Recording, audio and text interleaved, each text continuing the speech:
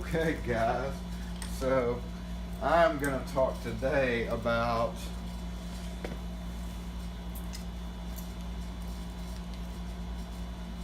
using this GoPro while I'm on jobs. Now, normally I keep it on a clip. You'll see it's attached to my arm right now. I am experimenting with different positions that I can hold this in, and while I don't really pick locks on camera, I do days where I have to open things, and normally I have, I'm going to stand up out of shot here, but normally I have this clipped onto my belt like so. Let me get rid of this here for ease of clarity. And the GoPro, which is getting hot already. One thing I like about this is it gets hot, so you just dunk it in water to cool it off. Probably not a great way to cool it off, but it works. So normally I have it mounted like this when I'm both carrying it and walking around with it, because it can be concealed fairly easily. Now, if I put my stomach out and get real tight, you can tell that there's obviously something there. And on more than a handful of videos I have, the shirts drop down in front of it. So while it's not a great way to video, it works for some stuff. However, when you're on a job and you are picking locks, take this for instance. One thing about, okay, let me get down in camera. So one thing about picking locks is it's not on a vise, perfectly level, perfect lighting, air conditioned, comfortable temperatures. It's always outside, and at usually a height of about, in this area, 40 to 44 inches. So when you are doing it, if we, oh my gosh, if we take this off, because it's not really doing us any good here. Well, let me go ahead and show you a few. So while this would work fine if I put it just right. Okay, so that works good, but if you back this camera off some, then you see my body position. Okay, comfortable, straight, up and down. I don't know if I'm in camera here or not. So standing up straight works perfectly for the waist high GoPro, as long as you point it in a general direction, right? But the problem comes is, you see how my back is arched as I start to work on it, and I kind of need to kind of bend down and see what I'm doing. You don't really necessarily have to see to pick locks, but it does help to be able to kind of see the keyhole, and maybe it's a mental thing too. But so now with your back like this, you're hunched over, and say this lock's giving you problems, you have to stay hunched over this whole time. So just standing up, bending over, I can already feel my back hurting from this. So invariably, at least I do, I come down here. Now we just noticed the GoPro went out of frame, and even if I turn my body and lean it up like this, now this is wonderful on the knees as well, I might add, but if we bend down here, it's much more comfortable.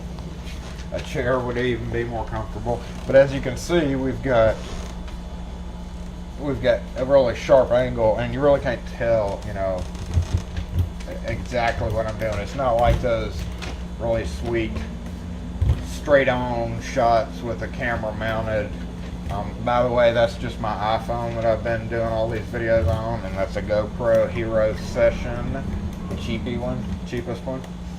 So, but as you can see, you know, that's kind of a sharp angle. What's up? What's up?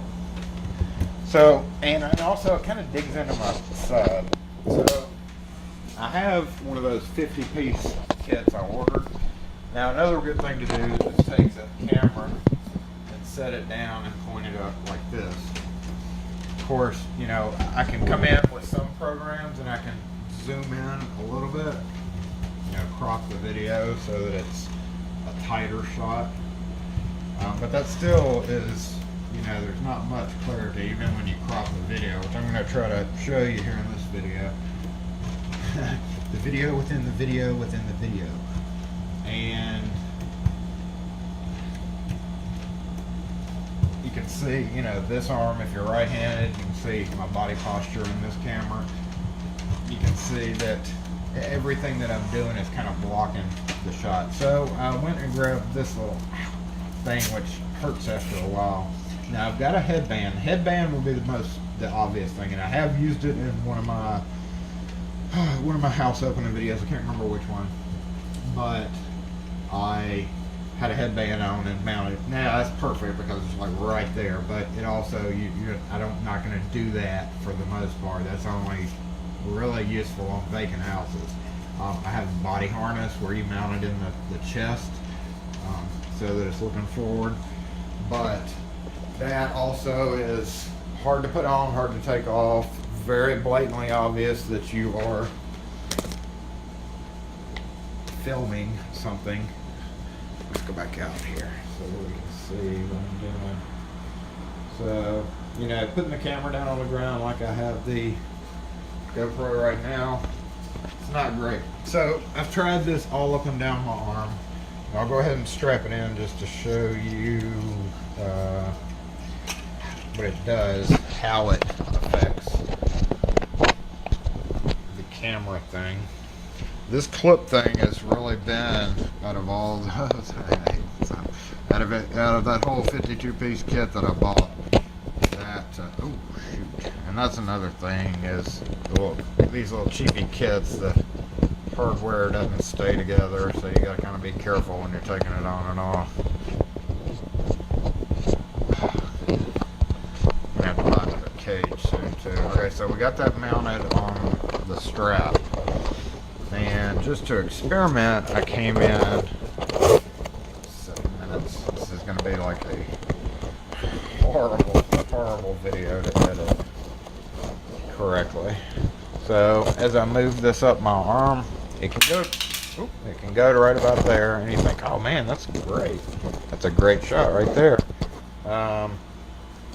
I go to lean, which this will, well, number one, the Velcro really sucks on this. I could make another one of these, and in fact I probably will make it bigger because I'm going to make, what I'm going to end up with is a chest rig.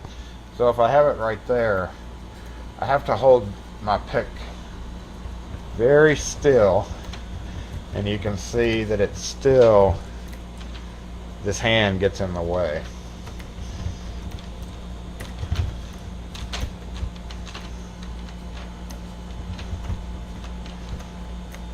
You can't really see much detail or anything there.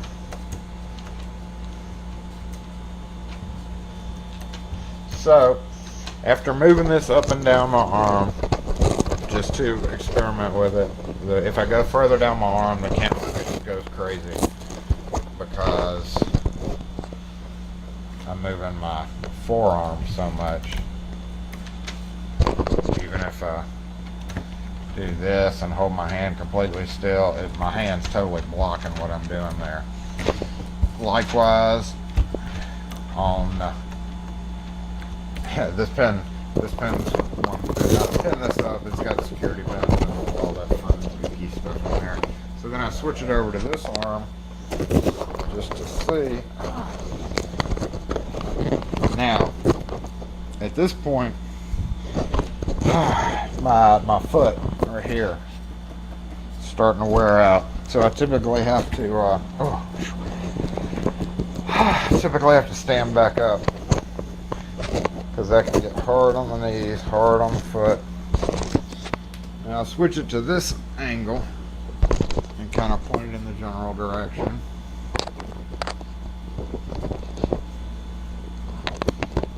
Lock it down, and you can see that it's pretty useless unless there's one. Unless I moved it to my shoulder. Now the strap's not long enough to go around my shoulder, so I'm going to have to fabricate this, and eventually what I hope to have is a harness that maybe goes here and then maybe attaches. I don't know.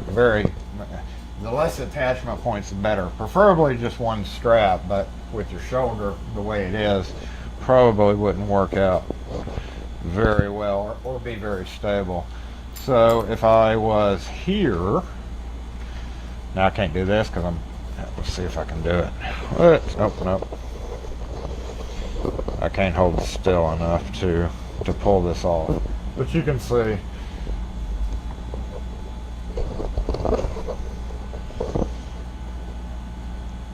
I hold completely still. Okay, I hold completely still and hold it with my face just to see. Oh my goodness. So you can see my dilemma. So I think this would be the best angle to go for.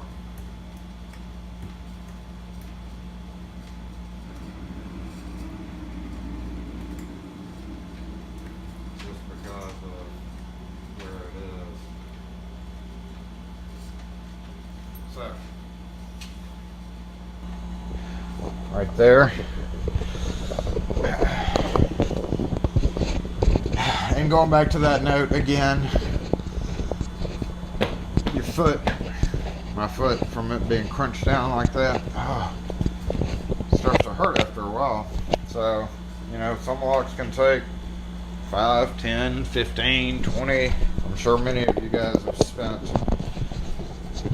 quite a while trying to get into some locks. But the problem with the locksmith end of it is you don't really have quite a while. You've only got as long as your customer's patience wears out. And oh man, I went over my time.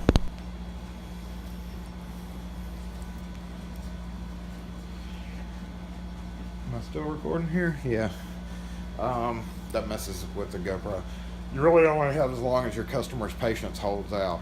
You don't have all day to get in. They want you in within 5 to 15 minutes. After 15 minutes and you haven't gotten in, they start getting impatient, pacing around, calling other people or calling like their parents or their husband or whatever to try to find out if there's a key anywhere.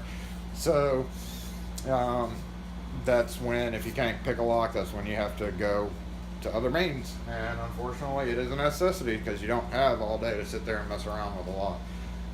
And that's why you carry replacement cores and cylinders and all that in case you do have to get destructive. So anyway, that's what I have to say on that. I put my GoPro mount in the truck, so I'll probably splice just a little bit together as soon as I have to go somewhere, which will be shortly.